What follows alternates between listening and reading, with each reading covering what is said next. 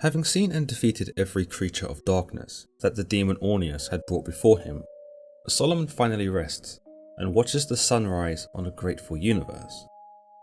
Well, not quite. Whilst no other demon appeared before him in this part of the story, some might say that the biggest trials and tribulations still await our illustrious hero. Still, the temple is completed by the handiwork of both his workmen and the demons who he'd enslaved, and there is a sense of contentment in both the land and Solomon himself. He tells us, "And I, Solomon, had much quiet in all the earth, and spent my life in profound peace, honoured by all men and by all under heaven. And I built the entire temple of the Lord God, and my kingdom was prosperous, and my army was with me. And for the rest, the city of Jerusalem had repose, rejoicing, and delighted. And all the kings of the earth came to me from the ends of the earth, to behold the temple which I builded to the Lord God. And having heard of the wisdom given to me, they did homage to me in the temple, bringing gold and silver and precious stones, many and divers, and bronze and iron and lead and cedar logs. And woods decay not, they brought me, for the equipment of the temple of God." So here we see Solomon reaping the rewards of having been loyal to his God by keeping faith and building his temple, as well as having the nerve to stand up to the demons, resist their temptations, and ultimately defeat them. He describes himself as being at peace, something you might say he'd had little of, given that every 5 minutes a demon seemed to present itself before him. He tells us that all men honour him, and that he achieves a certain kingly status, where other kings from other lands even defer to him by paying him homage and bringing him glorious gifts, from precious stones to expensive ornaments.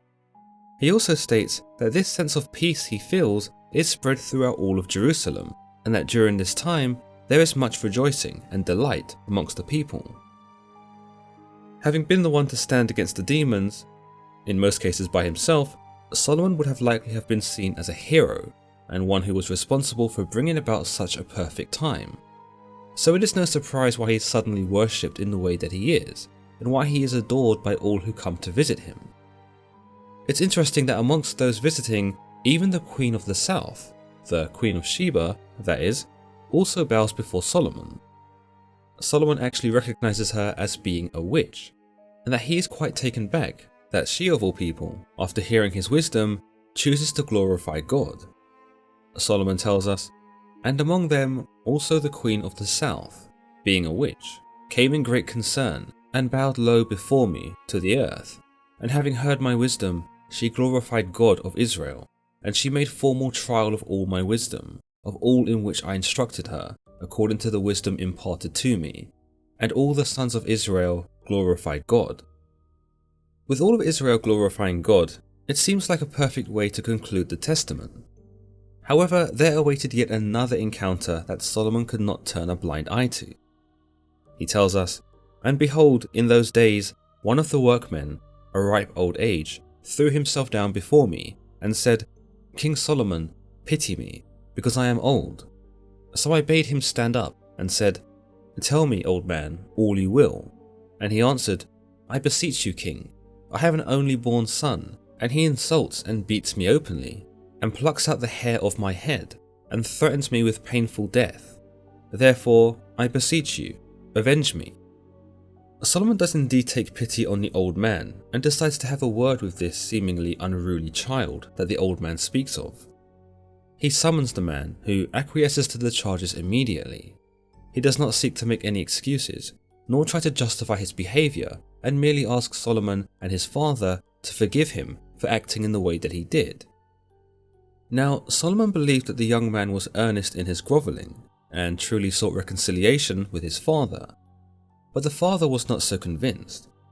He told Solomon that he would rather die than accept his son's apology, given the way that he'd been treated by him, and that he would not settle for anything less than his son's punishment. So Solomon proceeded to declare to the young man what his punishment would be, only to be interrupted by the laughter of none other than the demon Ornias.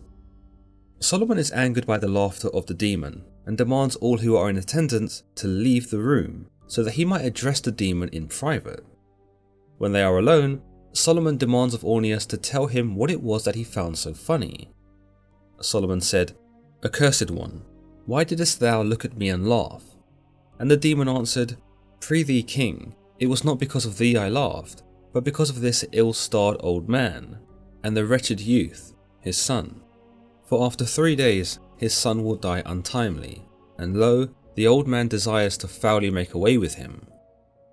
Solomon then kicks the demon out and requests once more the attendance of the old man and his son. There, Solomon orders them to make amends and treats them to a fine dinner before sending them home. Before they leave, however, Solomon asks the old man to bring his son to him in 3 days' time, so as to test if the words of Ornias were true or not. It is when the old man and his son leave does Solomon drag Ornias back into the temple and proceeds to interrogate him once more. He tells us, "And when they were gone, I ordered Ornias to be brought forward, and I said to him, 'Tell me, how do you know this?'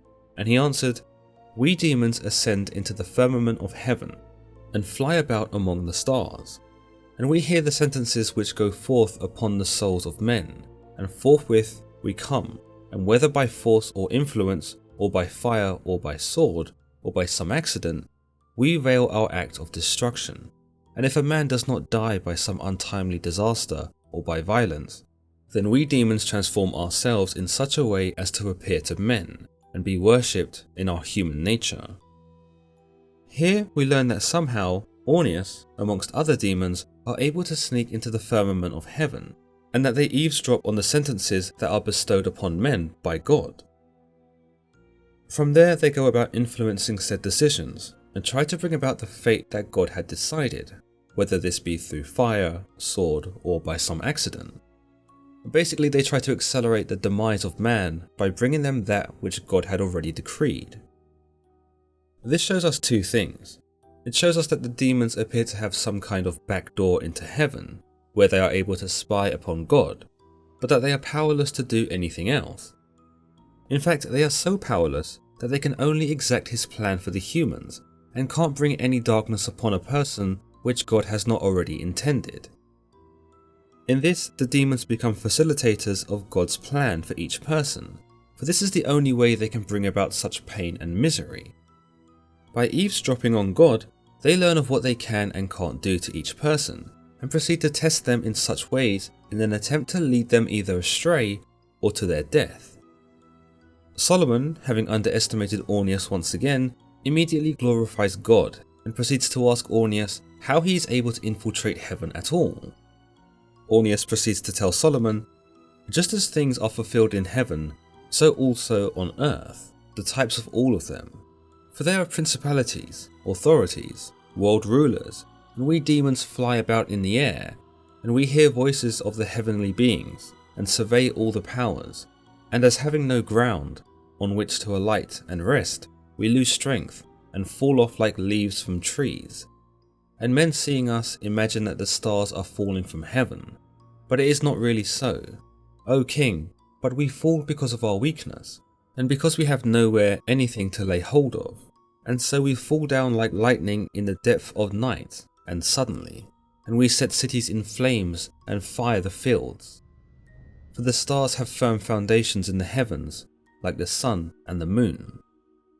There's a lot to take in here in this revelation, the biggest one being perhaps that Ornias proceeds to confirm that demons can enter heaven through various means, but that they cannot stay there for too long. He declares that they fly about in the air, taking note of the heavenly beings and surveying their powers, as well as spying on them to learn the sentences of men, and therefore how best to torment them. However, because there is nowhere for them to land, the demons lose their strength and grow tired, and so plummet back to earth like leaves from a tree. Ornias tells Solomon that to men who witness this, it is like seeing a star falling from heaven, perhaps similarly to how Lucifer is described during his descent, having once been the brightest angel.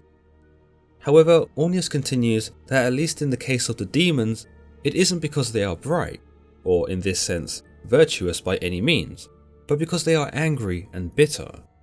Their brightness is much less like that of a star, but more aggressive and sudden, like that of lightning striking the ground. Ornias states that they hit the ground with such a vengeance and malice that they cause cities and fields to set ablaze. The idea here would be that lightning that strikes upon the earth are not electrical discharges between the clouds, but instead are demons falling from heaven after having eavesdropped on God and his angels. I'm reminded of Luke 10:18, where God speaks of the devil, saying, "I saw Satan fall like lightning from heaven." It's possible that, like Ornias and the other demons, Satan fell with such a vengeance that his scorn manifested in the form of lightning. Having learned all of this, Solomon imprisons Ornias once more, and in 5 days, he beckons the old man from before to come and visit him. But to his dismay, the old man presents before him in grief, and explains that 2 days ago, his son had perished. It is here that Solomon realizes that Ornias was indeed telling the truth. Demons had been sneaking into heaven, or at least close enough that they could hear God and the angels conversing, and were able to learn of the fates of men, and how best to deliver them. With this in mind, Solomon glorifies God, though I suspect he had an uneasy feeling thereafter, knowing that not even heaven was safe from the lurking of demons. In spite of this, Solomon turns his attention back to the Queen of Sheba, and notices that she is marveled at the sight of the temple, and all that Solomon has achieved in the name of his God. She proceeds to bestow upon Solomon a great many gifts, from gems, gold, silver, iron, bronze, woods, dyed skins, expensive vessels, and a great many more things. It is when she sees the bases of the pillars in the temple that she becomes truly astonished, however, where Solomon tells us that they were made entirely out of gold, and that the entire room glistened with golden flares, except for the demons, which still lingered about, condemned to labour in various sections. He declares at last that there was peace here, in not just this circle of the kingdom, but all over the world. Whilst this may have been true, it's hard to believe that Solomon would have been able to shake the truth that he'd learned about the demons, and that despite his binding of them here in the temple, many were still floating above in the skies, sneaking into the firmament of heaven. Whilst there may have been peace in Solomon's kingdom, and while Solomon might have truly earned the reverence and respect from all of his people, it is Ornias who ends up achieving the last laugh. Next time, we'll see Solomon engage in a conflict with one of the very last demons he's yet to face, a demon who's been teased throughout the Testament by the other demons. His name is Ephipas, the Arabian wind demon, and the possible guardian of Beelzebub's son. As always guys, if you've enjoyed today's video, then don't forget to give it a thumbs up, and if you haven't already, consider hitting the join button for some exclusive perks. Be sure to subscribe to keep notified of my next upload, and I'll see you in the next video. Until next time.